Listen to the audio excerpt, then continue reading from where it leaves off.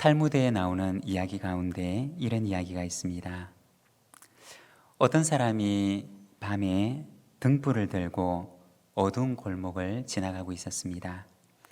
그런데 자세히 보니 그 등불을 들고 지나가는 사람은 앞을 볼 수가 없는 시각장애인이었습니다. 어떤 사람이 그에게 묻습니다. 앞을 볼 수도 없는 사람이 왜 등불을 들고 지나갑니까? 그러자 그 사람이 하는 말이, 저는 등불이 필요 없지만 다른 사람이 저를 보고 잘 피해갈 수 있도록 들고 있습니다. 나는 필요가 없지만 상대방을 위해서 등불을 들고 다닌다는 것입니다. 혼자 살아가는 세상이 아니라 함께 살아가고 그리고 더불어 살아가는 세상이라는 것입니다. 주님께서는 우리를 향해서 너희는 세상의 소금이라 너희는 세상의 빛이라고 말씀하십니다. 하나님께서는 우리를 세상을 위한 존재로 부르셨다는 것입니다. 여러분, 세상을 위해 살아가는, 세상의 빛과 소금으로 살아가는 거룩한 하나님의 백성 되는 우리 부산지 모든 믿음의 가족들이 되시기를 바랍니다. 오늘 우리가 창세기 18장 말씀을 함께 읽었는데, 세상의 중보자라고 하는 제목을 가지고 우리가 이 말씀을 함께 나누고자 합니다.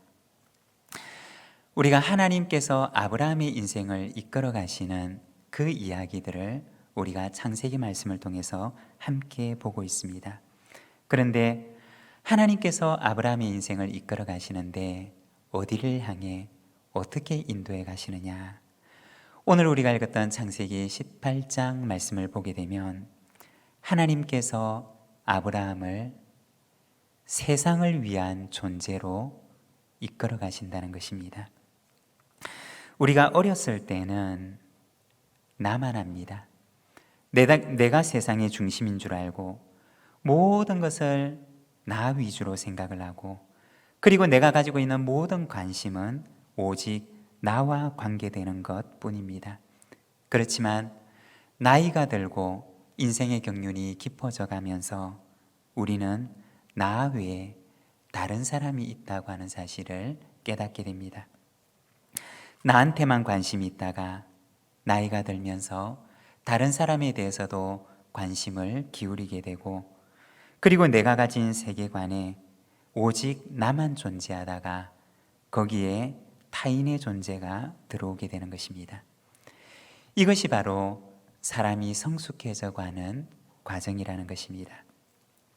하나님께서 아브라함의 인생을 인도하실 때도 나만 알고 있는 아브라함의 세계관 속에 하나님을 알게 하시고, 그리고 또 다른 사람을 자신의 세계관 속에 받아들이도록 인도하십니다. 나를 알고 그리고 하나님을 알아가고 세상을 알아가는 과정이 하나님께서 아브라함의 인생을 인도해 가시는 과정이라는 것입니다.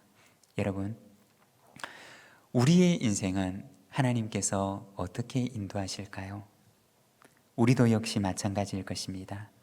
처음에는 나만 알다가 하나님을 알게 하시고, 그리고 나아가서 세상과 이웃을 알게 하시며, 하나님께서는 세상에 대해서 세상을 향한 사명을 우리에게 부탁하시는 것입니다.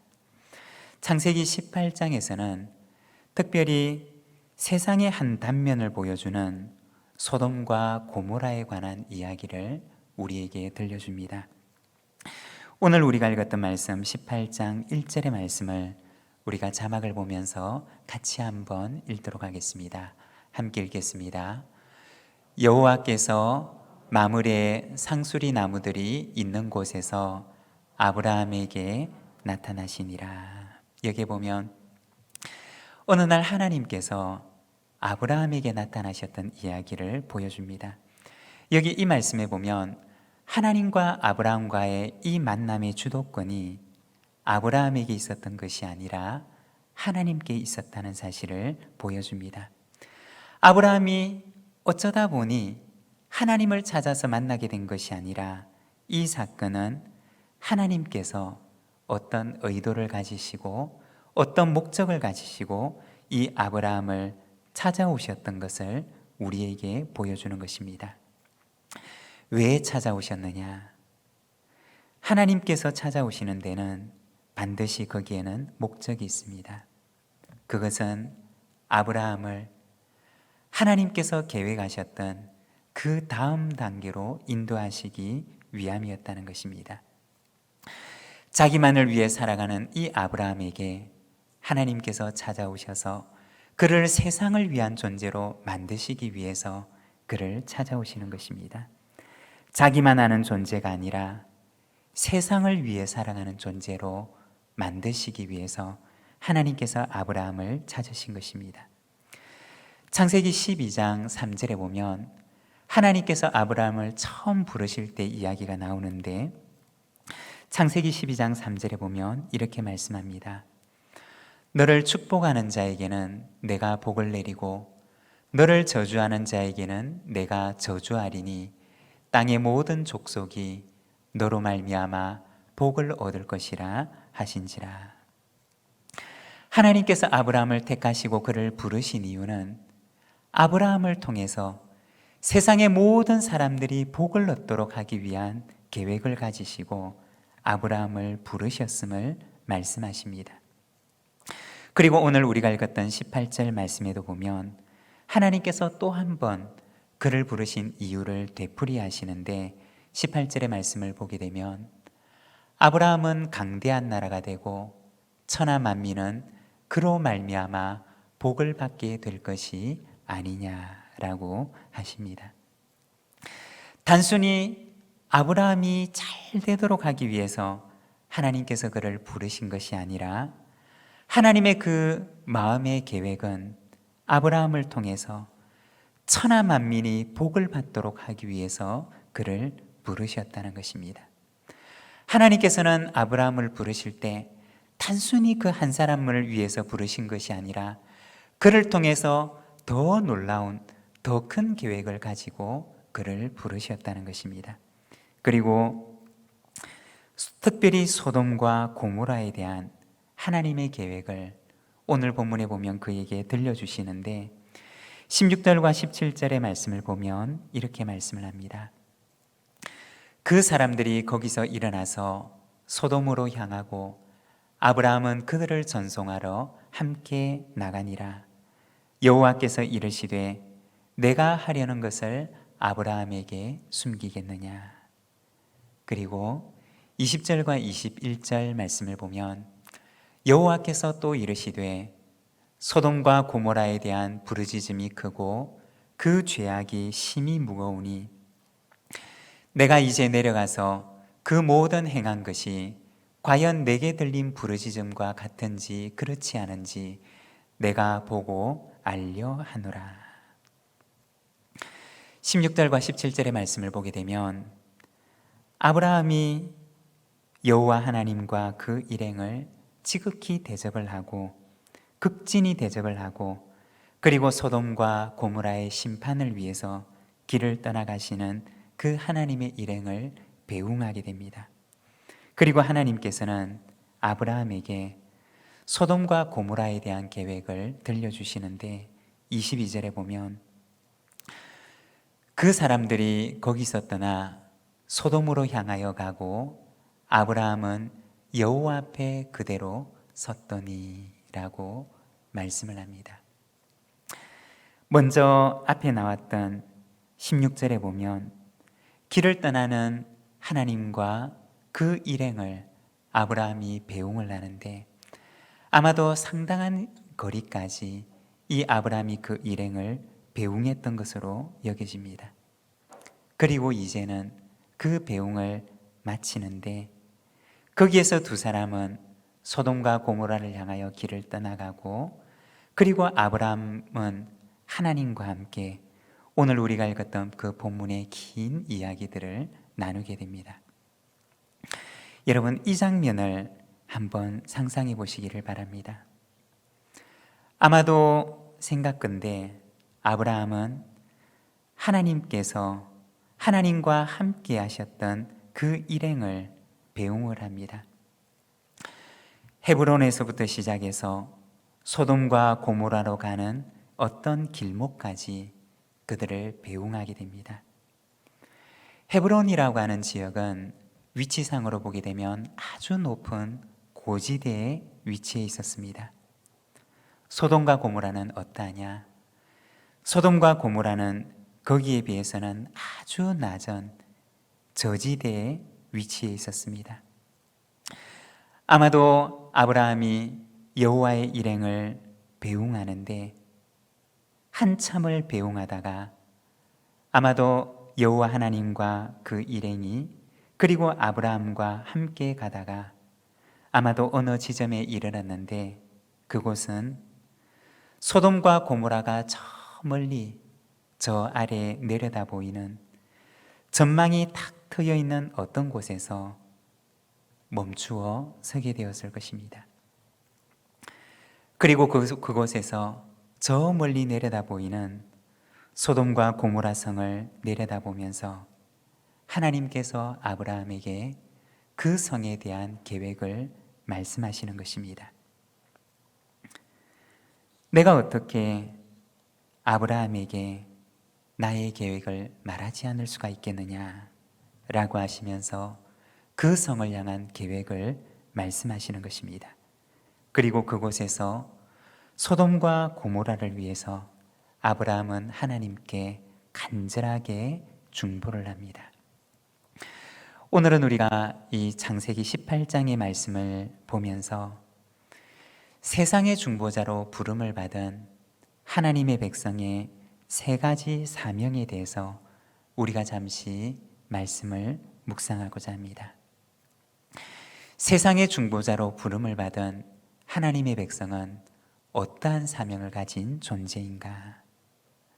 먼저 첫 번째, 세상의 중보자로 부름을 받은 하나님의 백성의 사명은 바로 샬롬의 사명이라는 것입니다. 하나님의 백성은 세상을 향한 샬롬의 사명을 가지고 있다는 것입니다.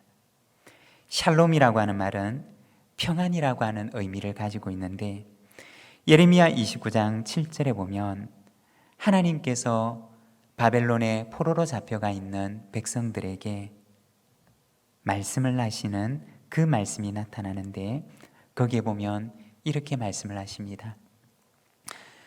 너희는 내가 사로잡혀 가게 한 그 성읍의 평안을 구하고 그를 위하여 여호와께 기도하라. 하나님께서는 바벨론의 포로로 사로잡혀가 있는 그 이스라엘 백성들에게 말씀하시는데 너희는 내가 사로잡혀 가게 하였던 그 성읍의 평안을 위하여 구하고 또 그를 위하여 여호와께 기도하라고 말씀을 하십니다. 그곳은 어떤 곳이냐?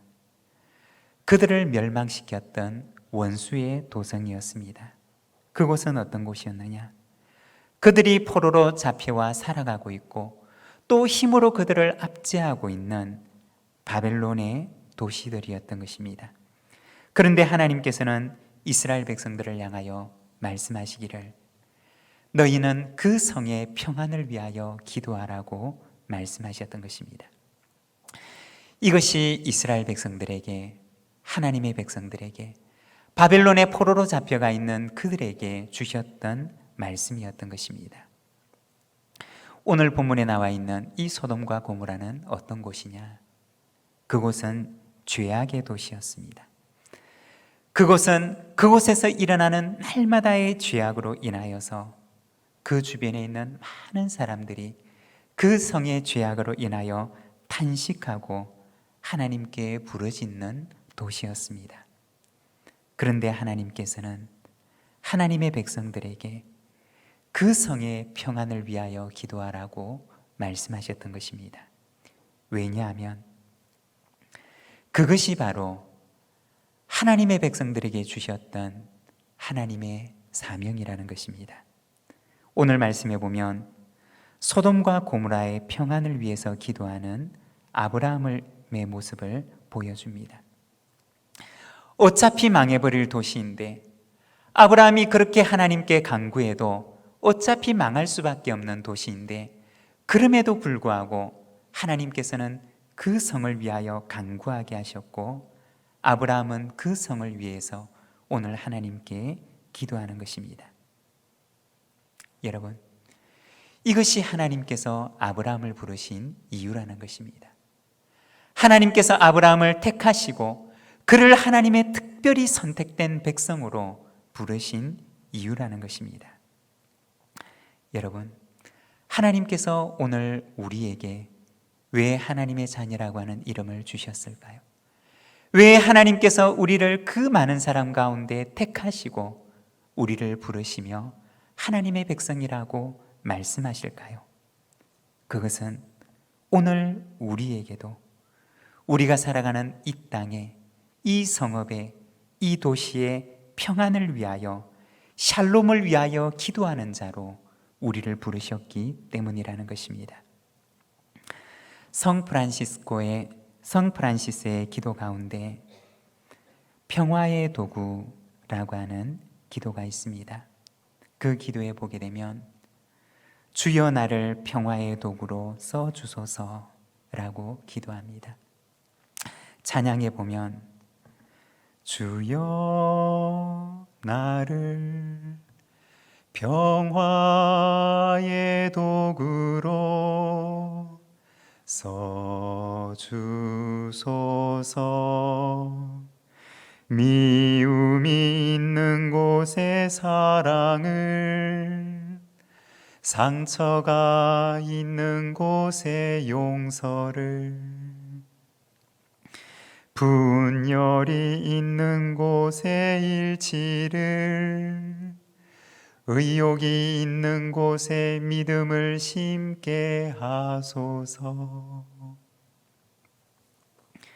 이 성 프란시스는 그 중세의 어두운 시절에 하나님께서 그를 왜 부르셨는지를 생각하며 하나님 앞에 기도하는데, 하나님, 저를 하나님의 샬롬의 도구로, 저를 하나님의 평화의 도구로 써주십시오. 미움이 있는 곳에는 사랑을 심게 하시고, 상처가 있는 곳에는 용서를 심게 하시며, 분열이 있는 곳에는 일치를 심게 하시고, 기쁨이 있는 곳에는, 슬픔이 있는 곳에는 기쁨을 심는 하나님의 백성으로 살아가게 해주십시오 라고 기도했던 것입니다. 사랑하는 여러분, 하나님께서는 오늘도 우리를 하나님의 샬롬의 도구로 부르고 계시는 줄로 믿습니다. 하나님께서는 오늘도 우리에게 이 샬롬의 사명을 감당하는 하나님의 백성으로 살아가기를 원하신다는 것입니다. 그리고 두 번째, 세상의 중보자의 사명은 거룩의 사명입니다. 하나님께서는 하나님의 백성에게 거룩의 사명을 주십니다. 내가 있는 곳을 거룩하게 만드는 사명을 주십니다. 22절과 23절의 말씀을 우리가 자막을 보면서 같이 한번 읽도록 하겠습니다.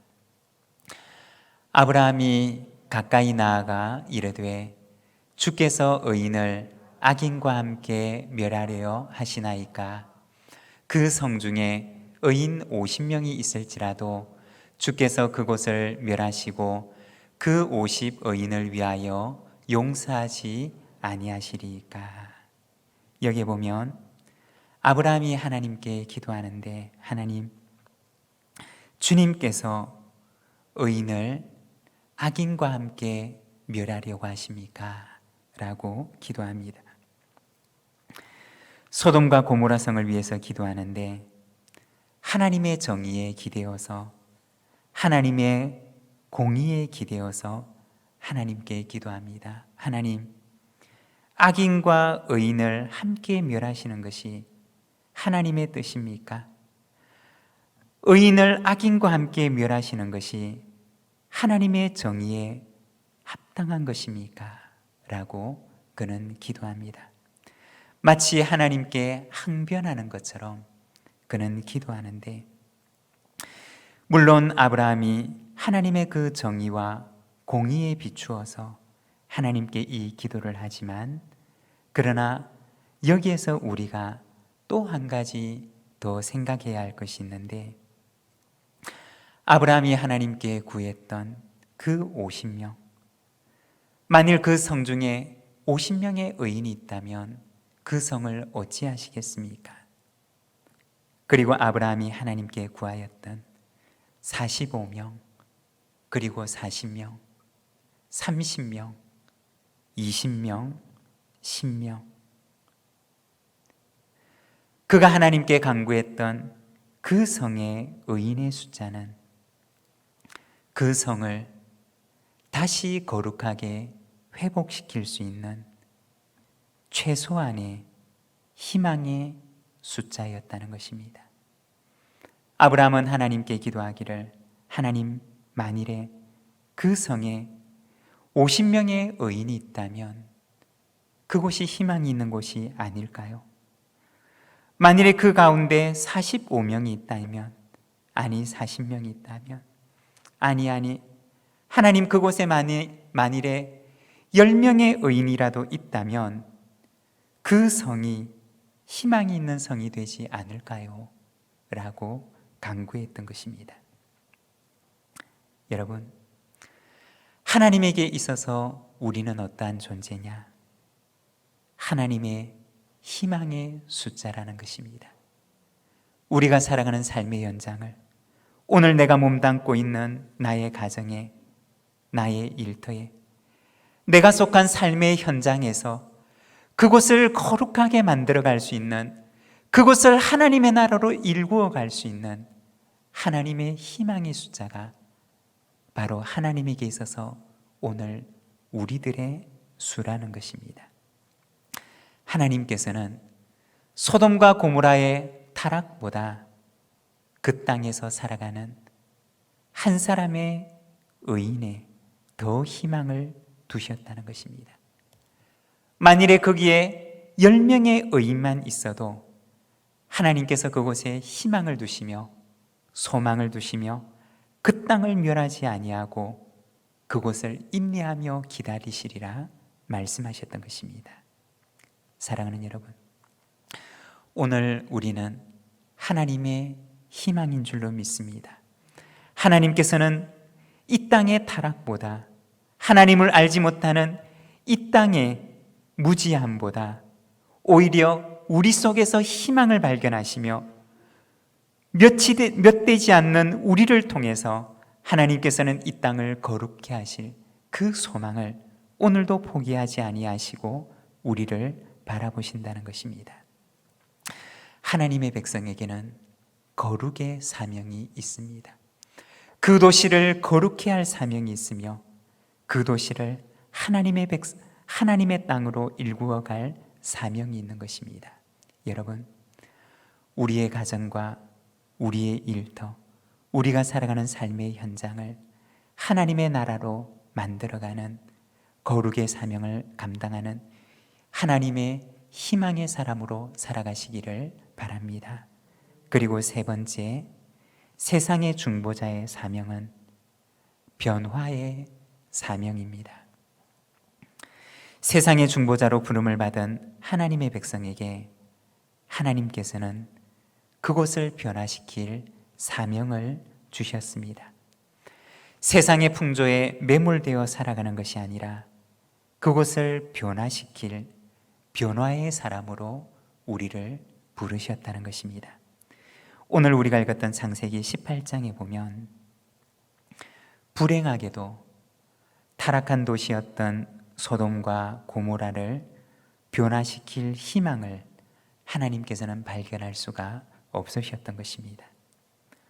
소돔과 고모라의 골목골목을 다니시면서 그곳에 희망의 사람을 찾으셨지만, 그곳을 변화시킬 변화의 사람을 찾으셨지만, 그곳을 변화시킬 그 희망의 사람을 발견하지 못하여 소돔과 고모라는 멸망의 길을 걸어가게 됩니다.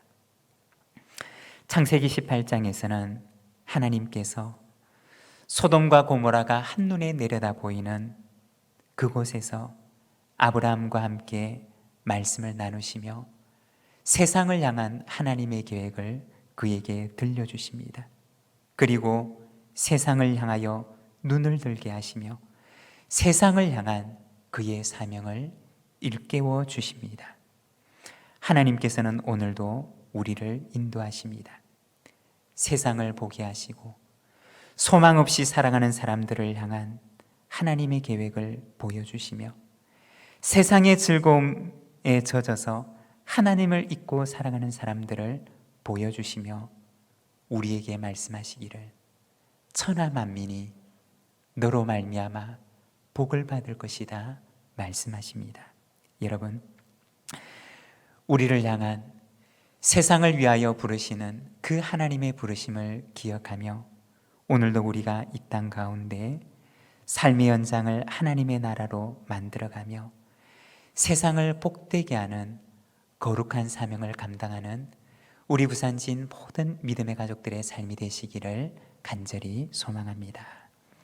오늘 우리에게 주신 말씀을 생각하면서 우리 함께 기도하기를